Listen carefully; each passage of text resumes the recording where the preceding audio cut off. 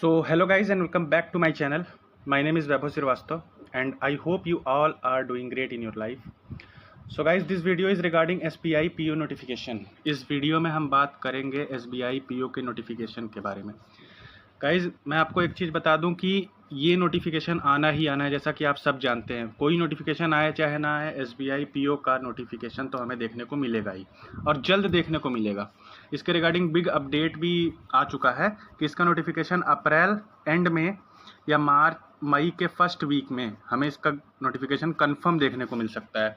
और कोई नोटिफिकेशन भले आए चाहे ना आए, LIC असिस्टेंट हो गया या UIIC AO हो गया या FCI हो गया, ये सब में जैसे अभी संदिग्ध है कि आ सकता है या नहीं भी आ सकता है, लेकिन SBI PO का नोटिफिकेशन तो हमें देखने को मिलेगा ही मिलेगा.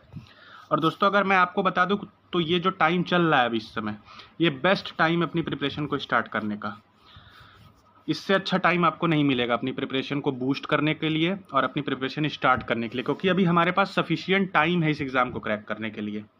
तो इस वीडियो का माध्यम यही है कि आपको मैं इस वीडियो में कंप्लीट डिटेल दे दूं इसके previous year cut off vacancies के बारे में, मेंस का cut off, exam pattern, salary भी बहुत अच्छी मिलती है इसमें दोस्तों. इवन सारी बैंकिंग जॉब्स में इससे अच्छी सैलरी किसी में नहीं है. तो आइए बात करते हैं एक करके सारे टॉपिक के बारे में. तो आइए बात करते हैं इसके एग्ज़ाम पैटर्न के बारे में कि आखिर एग्ज़ाम में भैया क्या क्या फेजेज़ हैं, क्या क्या है. देखिए, वीडियो मैं इतना इजी तरीके से बताऊंगा कि जो बिगिनर बच्चा भी है वो एकदम समझ जाएगा, और बाकी प्रो लोग तो खिलाड़ी होते ही हैं. तो देखिए, एग्ज़ाम को क्वालिफाई करने के लिए हमें 3 स्टेज से गुजरना पड़ता है. पहला हो गया हमारा प्री, दूसरा हो गया हमारा मेंस और तीसरा हो गया हमारा इंटरव्यू. ये 3 फेज़ होते हैं इस एग्ज़ाम के. तो सबसे पहले बात करते हैं प्री की. बात करें अगर प्री की, तो भैया प्री में बता दो आता क्या क्या है. तो प्री में पहला तो हमारा आता है इंग्लिश, दूसरा हमारा आता है मैथ और तीसरा आता है रीजनिंग. ये 3 सब्जेक्ट हमारे प्री में पूछे जाते हैं. नंबर ऑफ क्वेश्चन की अगर हम बात कर लें तो 30 क्वेश्चन इसमें पूछा जाता है मैथ में, 30 क्वेश्चन रीजनिंग में और 40 क्वेश्चन इंग्लिश में. तो इंग्लिश का अच्छा खासा वेटेज रहने वाला है दोस्तों. अगर मार्क्स की हम बात कर लें तो 40 मार्क्स का आ गया हमारा इंग्लिश, 30 मार्क्स का हो गया हमारा मैथ्स और 30 मार्क्स का हो गया reasoning. 40 question 40 marks, 30 question 30 marks, 30 question 30 marks. Total हमारा 100 मार्क्स का होता है प्री. अब बात करते हैं इसके मेंस के एग्ज़ाम पैटर्न की. तो दोस्तों अगर हम मेंस के एग्ज़ाम पैटर्न की बात करें तो मेंस में 4 चीज़ें हमारी पूछी जाती हैं. रीजनिंग हो गई, ये हो गया नंबर ऑफ़ क्वेश्चन और कितने मार्क्स की होती है. तो देखिए, नंबर ऑफ़ क्वेश्चन रीजनिंग में होते हैं 40 और मार्क्स होता है 60 नंबर का. अब आते हैं डेटा इंटरप्रिटेशन, यानी मैथ में हमारे 30 क्वेश्चन होते हैं और मार्क्स मैक्सिमम होता है 60 नंबर, यानी कि एक क्वेश्चन 2 नंबर का होता है. मैथ्स में अच्छा खासा अगर आप स्कोर कर सकते हैं. फिर आता है भी हमारा GA, dangerous subject, 60 question 60 number. और लास्ट में हमारा इंग्लिश का नंबर ऑफ़ क्वेश्चन तो इसमें ठीक है 40 हैं, लेकिन इंग्लिश के नंबर का वेटेज इसमें गिरा दिया गया है. एक क्वेश्चन आधे नंबर का है तो 20 मार्क्स का केवल क्वेश्चन आता है. इन सब की सेक्शनल टाइमिंग भी होती है दोस्तों. सेक्शनल टाइमिंग जैसे इसमें 50 मिनट होती है सेक्शनल टाइमिंग, इसमें 45 मिनट होती है. और ये GA में भी 45 मिनट की होती है और इंग्लिश में 40 मिनट की होती है. तो ये हो गई हमारी सेक्शनल टाइमिंग. और फिर इसी मेंस के जस्ट बाद दोस्तों, मेंस के जस्ट बाद हमारा स्टार्ट हो जाता है क्या, डिस्क्रिप्टिव का भी टेस्ट हमारा मेंस के जस्ट बाद. जैसे ही आपका मेंस का पेपर ख़त्म होगा, एक भी सेकंड का गैप नहीं, और डिस्क्रिप्टिव का टाइमर चलने लगता है, वो क्लॉक चलने लगती है टक टक टक टक. और आपका डिस्क्रिप्टिव होता है 50 मार्क्स का और समय मिलता है इसमें 30 मिनट इसमें समय मिलता है. देखिए दोस्तों, वीडियो का माध्यम ये रहता है कि चीज़ों को इतना आसान कर दिया जाए कि ज़्यादा हौच पौच करके चीज़ों को ना समझाया जाए, क्योंकि उससे एक तो आदमी तैयारी कर रहा है, उसमें खुद ही इतनी टेंशन है, उस पर अगर चीज़ों को बहुत हौच पौच करके समझाया जाए तो और बवाल रहता है. तो चीज़ों को एकदम आसान करके इस चैनल को क्रिएट करने का यही माध्यम था कि चीज़ों को एकदम आसान करके आपको बताया जाए. तो ये हो गया डिस्क्रिप्टिव. तो दोस्तों जब आप मेंस पास कर लेते हैं तो आप कहाँ पहुँच जाते हैं, अपने फाइनल राउंड यानी कि इंटरव्यू में. तो इंटरव्यू में दोस्तों 2 फेज़ होता है.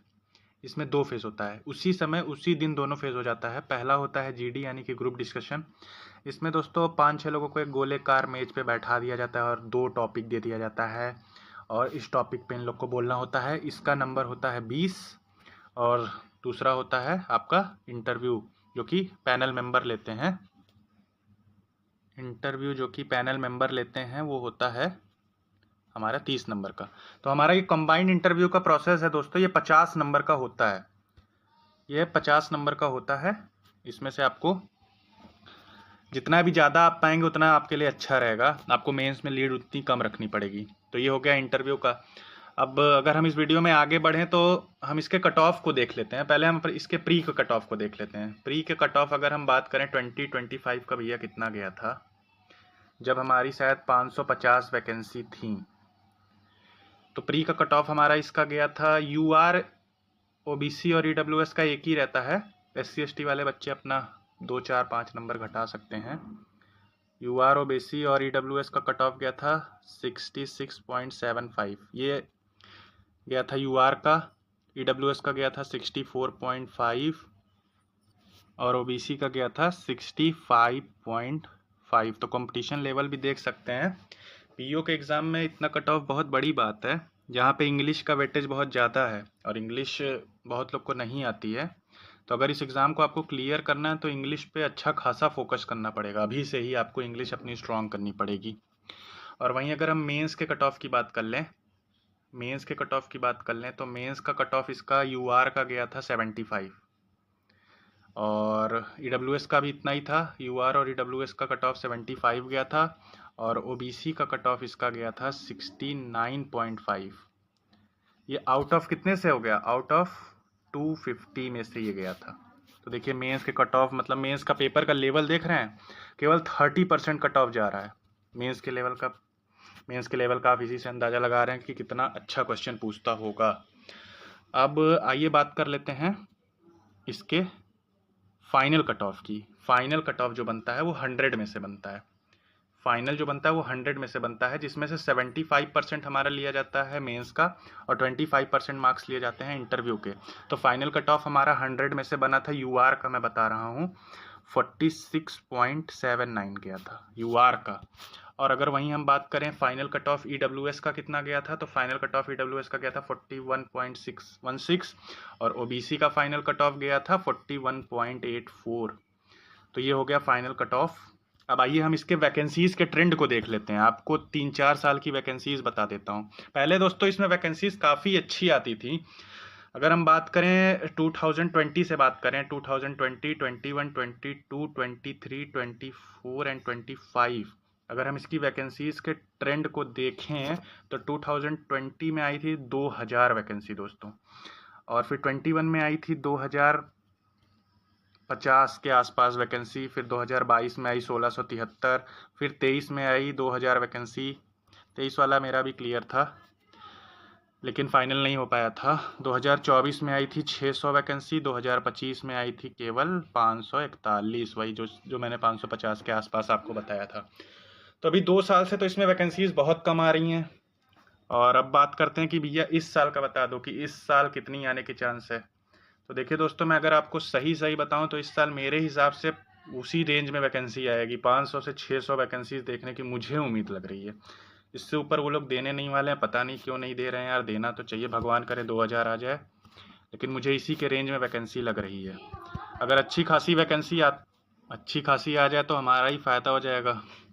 अब आपको एक इंटरेस्टिंग चीज़ बताता हूँ दोस्तों, इसकी सैलरी और पर्क्स काफ़ी अच्छे हैं। अगर आप इसको स्टार्टिंग फेज़ में ज्वाइन करते हैं तो आपको अप्रॉक्स 90K के आसपास आपको सैलरी इन हैंड मिलती है। इसमें अलाउंस को वो करके सैलरी बहुत ही इंटरेस्टिंग है। 90K आपको मिल जाता है। और जितनी भी बैंक जॉब हैं, IBPS के थ्रू हो गई, RRB के थ्रू हो गई या और भी हो गई, उसमें सबसे ज़्यादा सैलरी है इसकी। तो इसके लिए मेहनत भी करनी पड़ेगी और नौकरी भी काफ़ी अच्छी है दोस्तों। स्टार्टिंग मतलब ग्रेजुएशन पास करके अगर आप इसको क्लियर करते हैं तो ये सैलरी बहुत इंटरेस्टिंग है। तो अगर आपको इस साल वाला यानी कि 2026 वाला एग्ज़ाम आपको क्लियर करना है, और आज है जब ये वीडियो अपलोड हो रहा है, तो आज ये तारीख है 26 मार्च।